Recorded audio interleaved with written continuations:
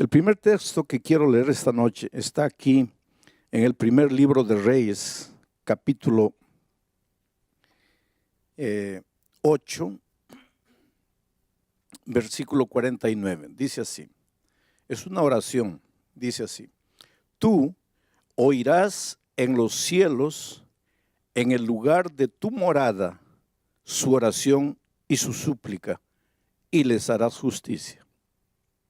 Después de leer este texto, quiero preguntarles, ¿dónde vive Dios?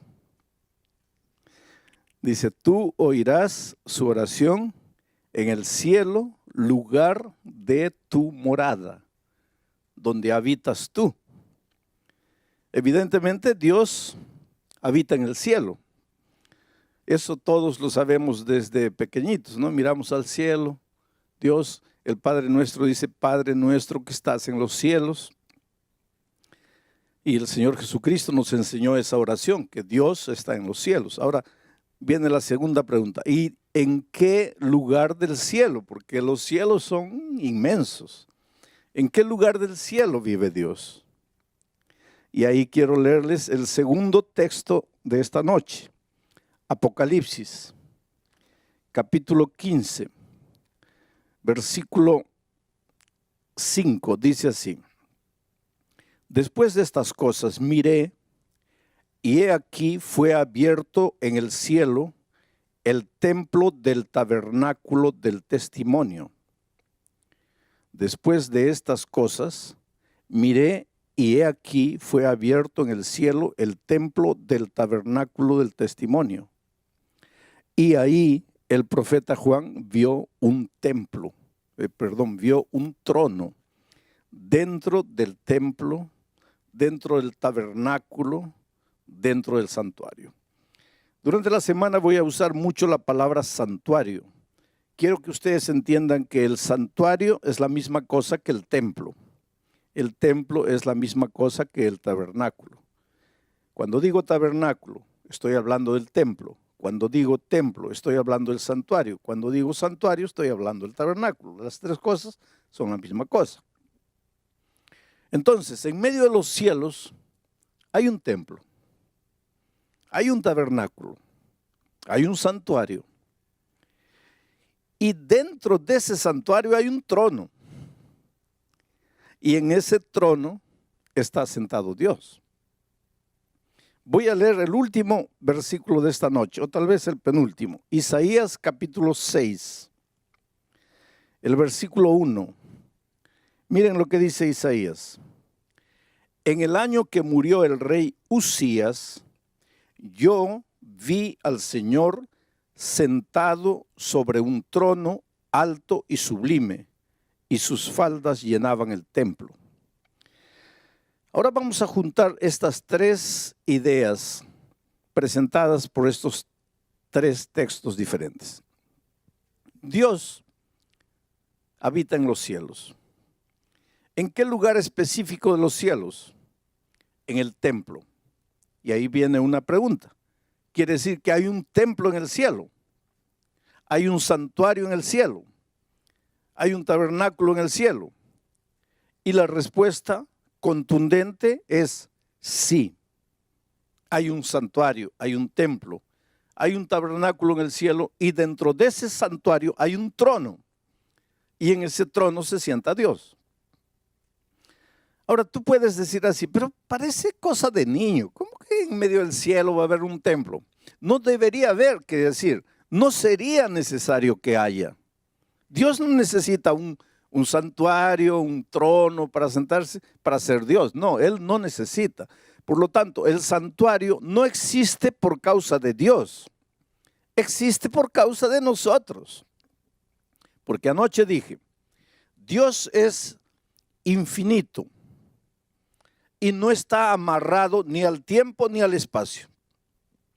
Pero los seres creados, incluyendo los ángeles, somos finitos y estamos amarrados al tiempo y al espacio. Entonces, ¿cómo un Dios infinito que no se amarra al tiempo ni al espacio podría mantener comunión, compañerismo con un ser finito amarrado al tiempo y al espacio. No habría manera de encontrarse. Pero como Dios lo que más quiere es vivir con sus hijos, porque Dios te ama, tú eres precioso para Dios. Jamás pienses que Dios te deja, que Dios no se preocupa por ti. Entonces, como Dios te ama y quiere mantener comunión contigo, compañerismo contigo, quiere caminar contigo, andar contigo, entonces Él busca en el infinito universo un punto en que el Dios infinito, que no está amarrado al tiempo y al espacio, se junte con el ser finito amarrado al tiempo y al espacio. Ese punto de convergencia es el santuario celestial, el santuario allá en el cielo. Y ahora, Juan, al escribir el Apocalipsis, dice que dentro de ese santuario hay un trono. Y Isaías dice, y yo vi a Dios sentado en su trono en el año que murió el rey Usías. Esto es interesante. ¿Sabes por qué? Usías fue un rey que murió con lepra, leproso. Y en aquellos tiempos la lepra era una cosa vergonzosa, una cosa terrible, sinónimo de pecado. El rey Usías murió leproso por su rebeldía, por su atrevimiento, por su pecado contra Dios. Murió leproso. Ahora imagínense toda la nación de Israel, sabiendo que las naciones vecinas sabían que Israel relacionaba la lepra con pecado. ¿Cómo se sentían todos los habitantes de Israel sabiendo que su rey había muerto leproso? Estaban avergonzados. Y no solo eso, sino que estaban sin rey, porque acababa de morir el rey. Y cuando el líder desaparece, pues todos tiemblan. ¿Y ahora qué hacemos? ¿Cómo resolvemos nuestros problemas? Y en esos momentos ya los ejércitos enemigos estaban preparándose para invadir Israel. Y ahora no había rey. Estaban desesperados. Y mire, en esas circunstancias de desesperación, de vergüenza, de incapacidad, de impotencia del ser humano, Isaías dice, yo vi a Dios sentado en el trono. Esto es interesante, porque aunque las cosas en esta tierra parece que van a deshacerse, aunque parezcan las cosas en esta tierra que no funcionan, aunque parezca que todo se está viniendo para abajo, hay un Dios sentado en el trono. Y el trono simboliza control. Quiere decir, Dios nunca pierde el control de las cosas. Dios nunca pierde el control de la situación. Para ti, desde el punto de vista humano, puede ser, mi hogar ya no tiene salida. Está todo acabado. Está todo perdido. Y nosotros los seres humanos constantemente usamos esa expresión. Ahora ya está todo perdido. Ahora ya está todo acabado. Y muchas veces pensamos que la única salida es la muerte. O entonces la única salida es huir, escaparse, correr, esconderse. Pero cuando en alguna circunstancia de tu vida, en la vida financiera, en la vida profesional, en la vida familiar, donde sea, en algún momento de tu vida, tú sientas como que estás perdiendo el control de la situación, tú sientas como que las cosas se te vienen abajo, tú sientas como que no hay solución para nada, recuérdate que Dios siempre está en el trono. Dios siempre está en el control de las cosas. Por lo menos, por lo tanto, no te desesperes. Querido, si en este momento tú estás viviendo ahí, el momento más terrible de tu vida, no ves luz, no ves salida, todo es oscuridad, y por casualidad o porque un amigo te invitó, prendiste la televisión o prendiste el internet, y en este momento la palabra de Dios está llegando, pero tú estás escuchando y casi no entiendes nada, porque solo estás pensando en tu drama, en la situación terrible que parece que no tiene solución. Recuérdate, para ti todas las cosas pueden estar confusas aquí en la tierra, pero hay un Dios en el cielo que tiene el control de las cosas, y ese Dios es tu Padre, y ese Dios te ama, y para ese Dios tú eres importante, y Él no va a dejar que las cosas te destruyan en esta tierra. Solo tienes que levantar los ojos al cielo, solo tienes que reconocer que hay un Dios en los cielos. Porque hay una cosa interesante con nosotros los hombres, cuando todo va bien, no miramos al cielo. Mi padre durante 34 años recibió la palabra de Dios, y siempre dijo, no, no, no, y fue esquivando, hasta que un día un cáncer tocó su vida. Y en el dolor, en la enfermedad, abrió el corazón a Jesús y se entregó a Él. Yo tuve la bendición, la alegría de bautizar a mi propio padre. Antes de su bautismo, él me dijo una cosa impresionante. Me dijo, mira hijo, cuando yo estaba bien de salud, cuando estaba en pie, cuando podía andar, caminar, yo solo miraba en el plano horizontal, o sea, lo que está en esta tierra. Pero cuando quedé con cáncer, caí a la cama. Y ahí, aunque no quería, tenía que mirar al cielo. Interesante, ¿no? Cuando todo va bien, ¿para qué Dios? Cuando todo va bien, Dios pasa a un segundo plano. Pero hay momentos en la vida en que las cosas parecen que se escapan de tu control. Tú te esfuerzas, luchas y no, se te va. No puedes. Llegas a la conclusión que como ser humano no puedes. En esos momentos recuerda que Dios está en el trono y que Dios está en el control de todo. Ahora vengo al cuarto texto de la Biblia y aquí voy a detenerme porque este es el centro de mi mensaje para esta noche. Y es Romanos 6:23. Y esto, tal vez tú te preguntes qué tiene que ver con el tema del santuario, pero es justamente a partir de aquí que nace la importancia del santuario. Romanos capítulo 6, versículo 23. Dice así, porque la paga del pecado es la muerte, mas la dádiva de Dios es vida eterna en Cristo Jesús, Señor nuestro. Hay muchos pensamientos en este texto. Yo me voy a detener en un solo pensamiento. Mira, porque la paga del pecado. Primer pensamiento que podríamos analizar, ¿qué es el pecado? Y anoche ya lo dijimos. La gente confunde pecado con acto pecaminoso. Acto pecaminoso es robar, matar, mentir, codiciar. Esos son actos pecaminosos. Los actos pecaminosos aparecen en la vida de un ser humano porque está en pecado. ¿Y qué es pecado? Pecado es separarse de Dios. Todo lo que necesitas para ser un pecador es separarte de Dios. Separarte de Jesús, que es la justicia. Y cuando te separas de la justicia, ya caes en el terreno de la injusticia. Ya estás en el pecado. Y dice la Biblia que todos pecamos. Todos nosotros los seres humanos llegamos al mundo trayendo esa naturaleza pecaminosa. Venimos en estado de pecado. Y tú me vas a decir ahora, pastor, ¿quiere decir que todos estamos condenados a morir? Sí, todos estamos condenados a morir. Y alguien puede decir, pero ¿qué culpa tengo yo de haber nacido? No, tú no tienes culpa de haber nacido. Y no te vas a perder porque naciste pecador. Tú no tienes culpa de haber nacido.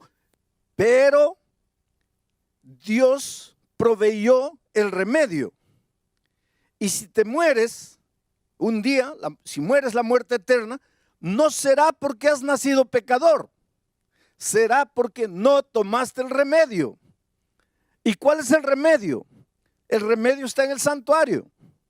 Y vamos a entrar durante esta semana al santuario para encontrar el remedio para el problema del pecado. Bueno, vamos al texto de Pablo. Dice, porque la paga del pecado es la muerte. Muerte. Pecado, muerte. El pecado te lleva a la muerte. Muerte y pecado son prácticamente la misma cosa. La paga del pecado es la muerte. Pero la dádiva de Dios es vida eterna. Dios vida. Pecado, muerte. Dios vida. Y esa vida la tenemos en Cristo Jesús. Y no es Cristo Jesús, punto. Sino en Cristo Jesús, Señor nuestro. Ese es el asunto y ahí vamos a concentrarnos esta noche para entender la importancia del tema del santuario que vamos a ir trabajando durante la semana. Mucha gente tiene una idea equivocada de la muerte como paga del pecado. Tal vez porque nosotros tenemos una frase que dice así, el que la hace la paga. Entonces de ahí, de esa frase, el que la hace la paga, en nuestra mente surge: si peco, Dios me mata. Si peco, Dios me da la muerte. Si peco, Dios me castiga con la muerte. Porque el que la hace, la paga. Y ahora viene Pablo y dice: porque la paga del pecado es la muerte. Entonces mucha gente vive con miedo de Dios. Y mucha gente vive con miedo de pecar. Porque dice: si peco, muero. Porque el que la hace, la paga.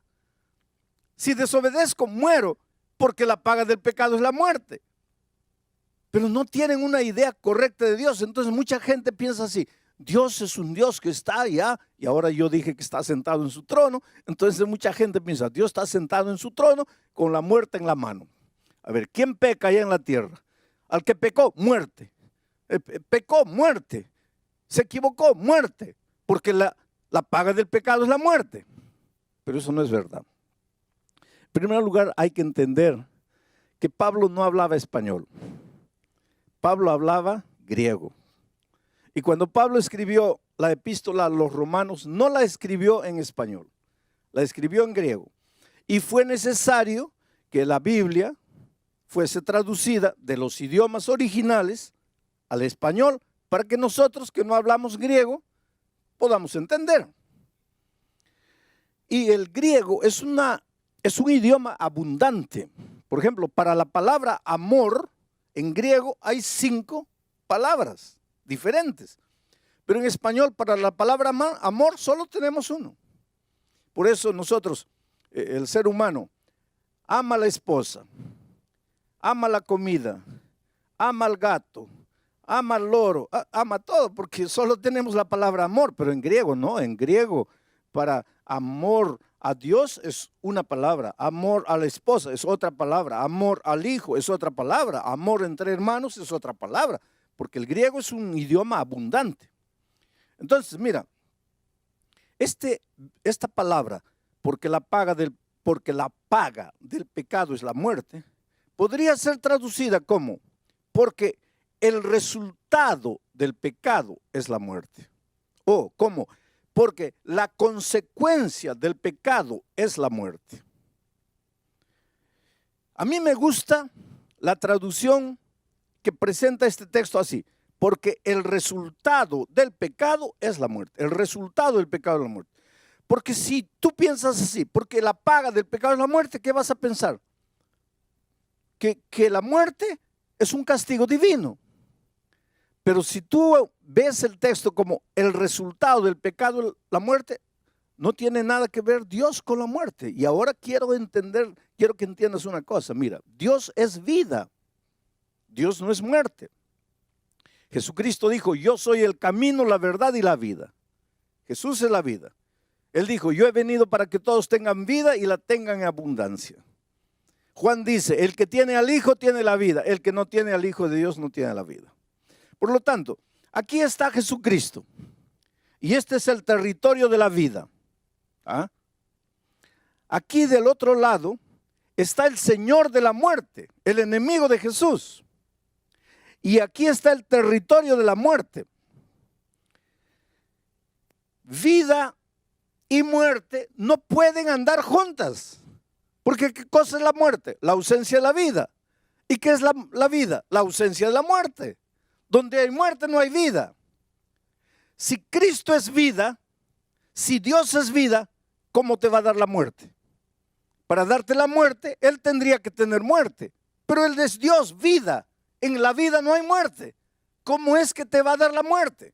¿Cómo es que te va a castigar con la muerte? Porque para darte alguna cosa, Él tendría que tenerla. Pero Él es vida, Él no tiene muerte. Entonces, ¿qué es lo que está diciendo Pablo cuando dice: porque la consecuencia del pecado es la muerte? Porque el resultado del pecado es la muerte. Lo que él está diciendo es lo siguiente: que si tú estás en Cristo, estás en la vida, estás vivo, porque estás en el territorio de la vida, porque Cristo es vida. Pero si Jesús es la vida y yo me separo de Jesús, ¿de quién me estoy separando? De la vida. Y al separarme de la vida, estoy entrando al territorio de la muerte. Este es territorio de muerte. Mira, no muero, cuidado, no muero. Y yo siempre digo, ojalá muriera. Porque si muriera, pues ya se acabó el dolor, se acabó el sufrimiento, se acabó la tristeza, se acabó la miseria, se acabó todo, porque el que muere ya no sabe nada. Los muertos no saben nada, dice Eclesiastés. Pero el asunto es que cuando me separo de Jesucristo, entro al territorio de la muerte, pero no muero, sigo respirando, sigo viviendo, sigo comiendo, sigo trabajando, sigo vendiendo, sigo entrando, sigo saliendo. Solo que la vida ya no es más vida. Porque para tener vida, solo en Cristo, porque Él es la vida. Me separo de Jesucristo, ya entro al territorio de la muerte. No dejo de respirar todavía. Aquí está el Señor de la muerte. Un día voy a recibir la muerte eterna, pero es un camino largo. Desde que me separo de Jesucristo hasta la muerte eterna, es un camino largo que la Biblia le llama camino de condenación. Camino de condenación.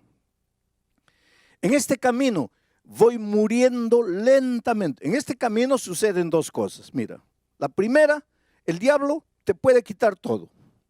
Te quita el matrimonio, tu matrimonio se deshace.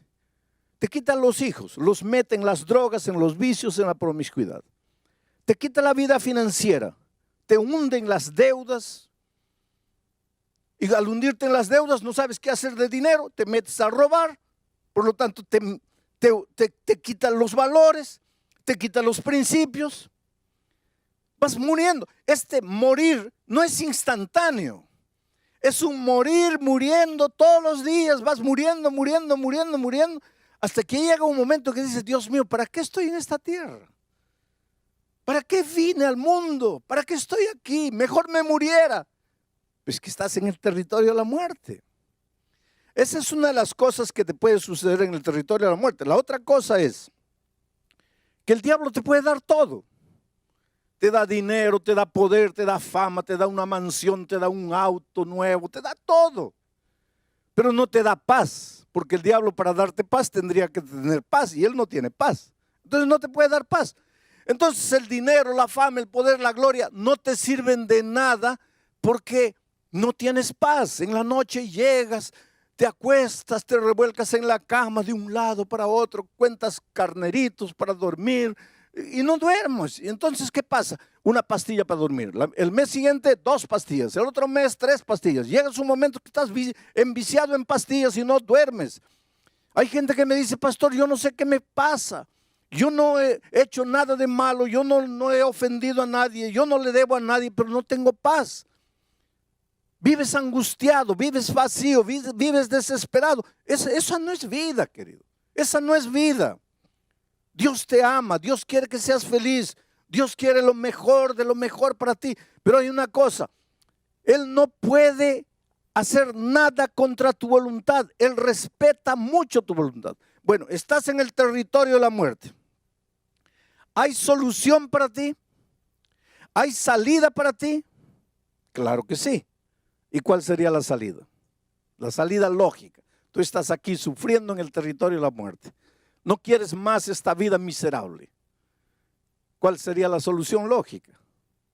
Dar media vuelta y volver a la vida. Y en Jesucristo tendrías la vida y tus problemas estarían resueltos.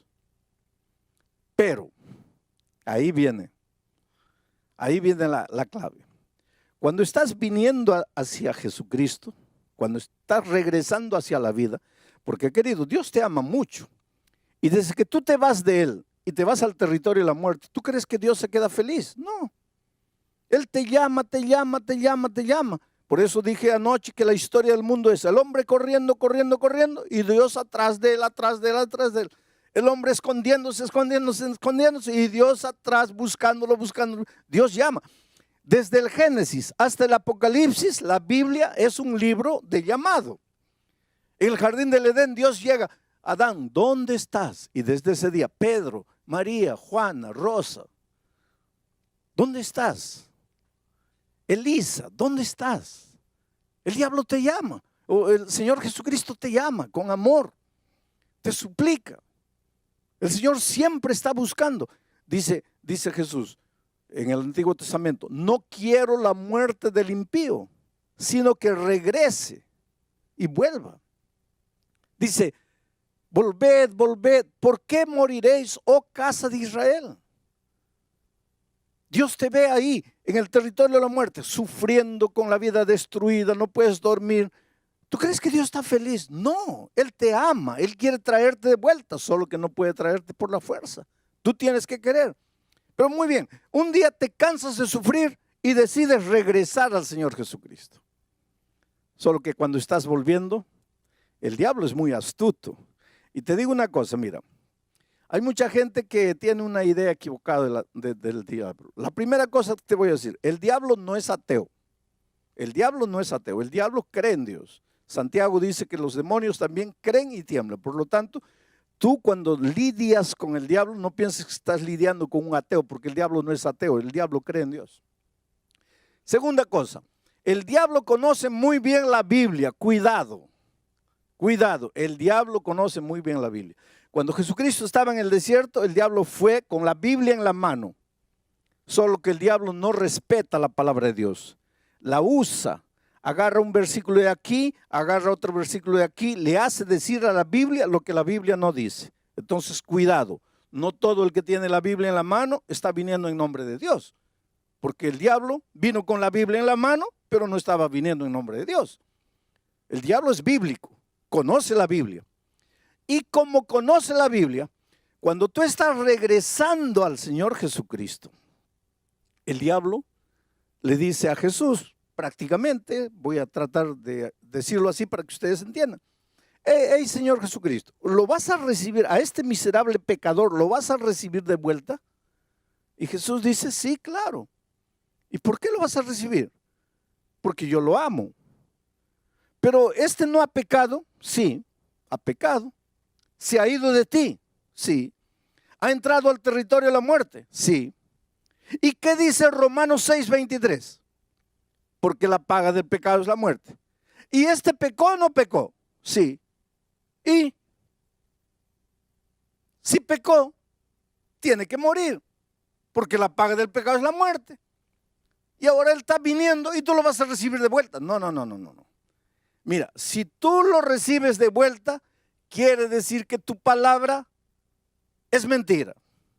Quiere decir que tu palabra no es eterna. Quiere decir que tú no cumples tu palabra. Por lo tanto, no lo puedes recibir de vuelta. Mira la situación en que nosotros colocamos a Dios. Porque Él te ama, querido. Él quiere traerte de vuelta. ¿Sabes que el Señor Jesucristo quiere entrar en tu vida y colocar en orden todo el desorden interior? Porque una de las cosas que el pecado hace es desordena el mundo interior. Desordena las emociones, los sentimientos. ¿Cómo puedes entender que un hombre que dice que ama a su esposa la golpea? ¿Cómo puedes? ¿Cómo puedes entender que un hombre que dice que ama a su hija abusa de ella? ¿Cómo puedes? ¿Cómo puedes entender que un hombre que dice que ama a su familia gasta el dinero en bebida, en vicios? ¿Cómo puedes? Es que cuando el pecado entra en tu vida, o cuando tú entras al territorio del pecado, cuando caes en la mano del enemigo de Dios, Él desordena tus sentimientos. Tú no te das cuenta de lo que estás haciendo, pero te estás destruyendo a ti y estás destruyendo a las personas que más amas. Entonces, el Señor quiere ordenar tu vida, quiere calmar tus sentimientos, quiere enseñarte el camino de la verdad, el camino de la felicidad. Solo que tú estás metido en un problema porque has pecado, te has venido aquí. Y ahora el diablo dice, no, Señor, si se ha venido, tiene que morir. Pues ahí entra la persona maravillosa de Jesucristo. Porque Jesucristo dice así, está bien, Él pecó y tiene que morir. Ya, porque el resultado del pecado es la muerte. Y Él se apartó, tiene que morir. Pero yo lo amo. Yo lo amo. Sí, pero Él pecó. Es verdad que pecó, pero yo lo amo. Sí, pero ese no es el problema, que si lo amas o no lo amas. El asunto es que él entró al territorio de la muerte y tiene que morir. Y Jesús dice así, sí, Pero en ninguna parte de la Biblia dice que yo no puedo morir en lugar de él. Entonces, él tiene una deuda que tiene que pagarla con su muerte porque ha pecado. Pero yo voy a ir a la tierra y voy a morir, y con mi muerte voy a pagar su pecado. Y es eso lo que hizo el Señor Jesucristo. Vino a este mundo para morir por nosotros. Y hoy día, gracias a la muerte de Cristo, nosotros podemos recibir la vida eterna. Solo que este asunto de Cristo vino, murió por mí, es difícil de entender al ser humano. Y para que el ser humano entienda, ¿qué es lo que hizo Dios? Mandó a los israelitas construir el santuario. Porque en el santuario el Señor fue explicándoles cómo es que se puede solucionar el problema del pecado. Cómo es que aunque el hombre murió, alguien puede morir en su lugar. Y el tema de mañana es impresionante, porque ya comenzamos ahora a analizar el plan de salvación dentro del tema del santuario. Querido, el Espíritu de Dios sigue moviéndose hoy y llamando a las personas. Ahí donde estás, puedes creer que el Espíritu Santo está trabajando en tu corazón. Tú corres, corres, corres, el Espíritu te sigue, te sigue y te sigue. Mira, hay un joven llamado Patricio. Trabaja para una empresa de aviación grande aquí en América Latina. Ese muchacho nació y creció amando mucho al Señor Jesucristo, amando mucho a la Virgen María, amando mucho a sus padres, amando mucho la fe de sus padres, de sus abuelos, de sus bisabuelos. Pero un día se confrontó con la palabra de Dios.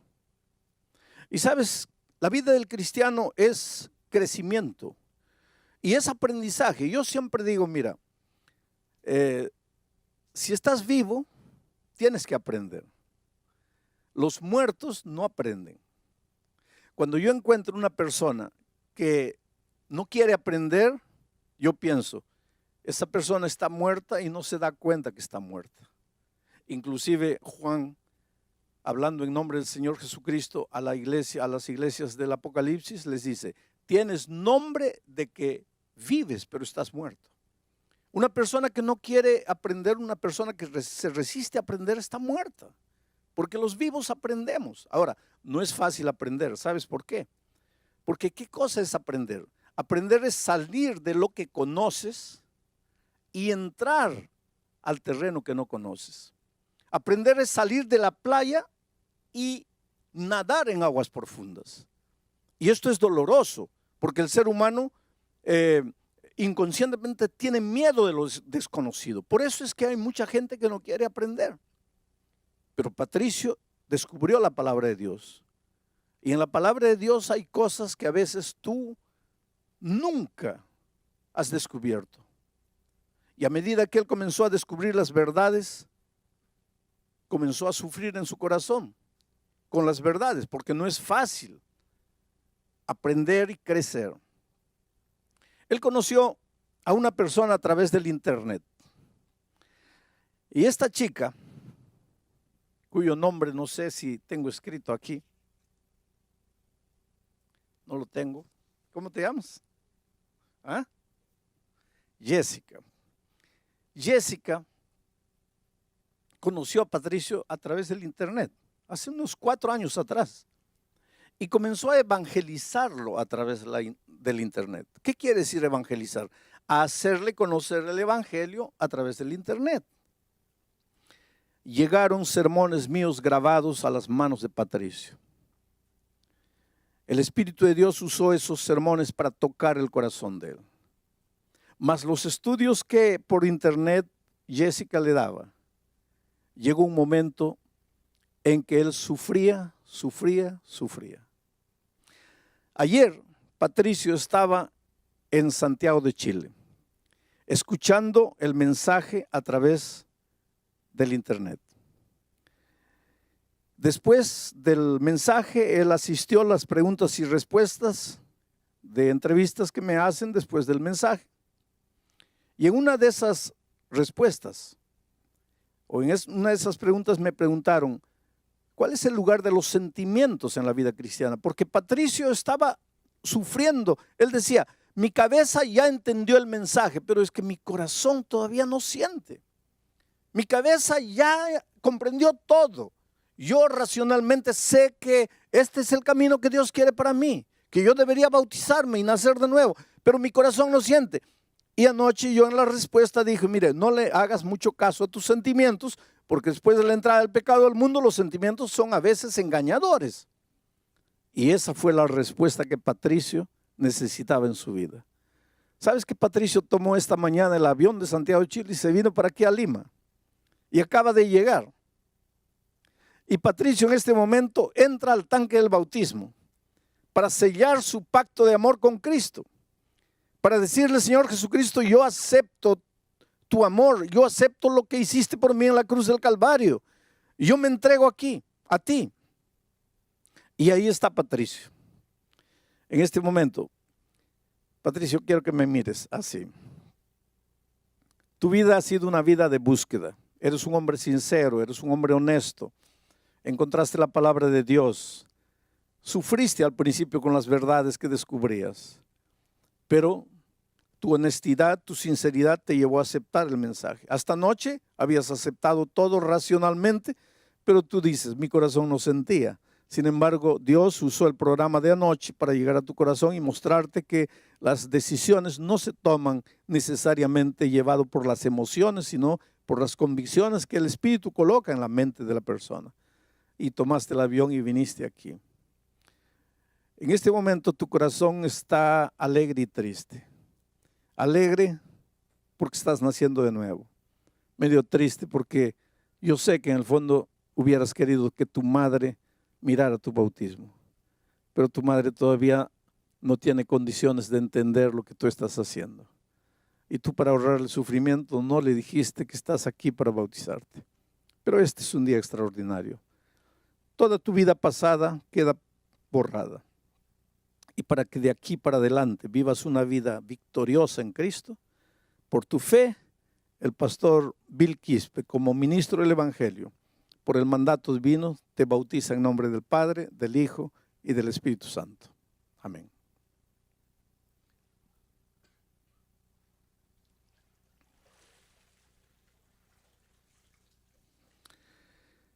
¿No es maravilloso, querido?